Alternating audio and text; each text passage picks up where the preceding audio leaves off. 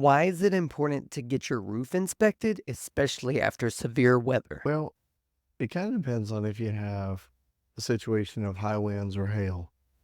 With high winds, what'll happen is it'll go up there, and the wind will shear across the roof, and it will lift the shingles and begin to break that sealant along the bottom edge of the shingle.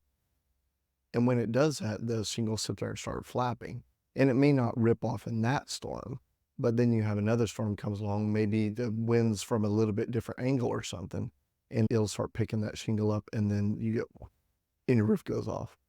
Additionally, we've had several situations here recently for houses built during the material shortage time period where you have either improperly installed shingles or the nails they were using were not good quality nails. The heads will be bent, stuff like that. And it will keep, whether it's a compromised adhesive or a nail, the head sticking up a little bit, we call them nail pops. But basically that shingle won't get sealed down all the way. And so it doesn't take nearly as big of a storm as it would in a properly installed or properly adhered situation for that shingle to come up and begin to expose roof, and that driving water goes up underneath the shingle. And a lot of times you won't see the damage right away. You'll get a little bit of water that comes into the backside of the shingle, slides down, finds a little way through some nook and cranny under the felt, below the shingles. And then it will find a crack in a plywood and drip down your insulation in your attic. Insulation absorbs it and it dries out. So people can have leaks in their roofs that literally have been there for years and years and years.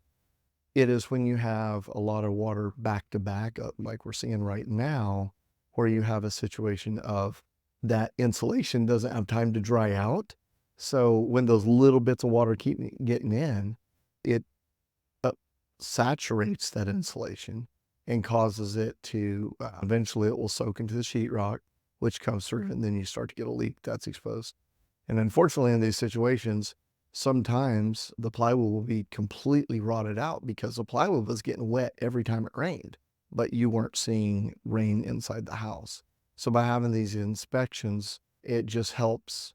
I'm not saying that every inspection is going to find everything, but if something is obvious, it can be repaired as a preventative maintenance kind of thing, rather than hopefully having interior repairs and rotted decking where you have to expose the roof, and sometimes rafters can get compromised as well. And then, big sheetrock patch maybe in your foyer of your living room or something. The idea is to prevent and catch those issues. I think some people have the mentality of, well, if I can't see it, it's not a problem. But the simple reality is it can be a huge problem. And those little inspections will help.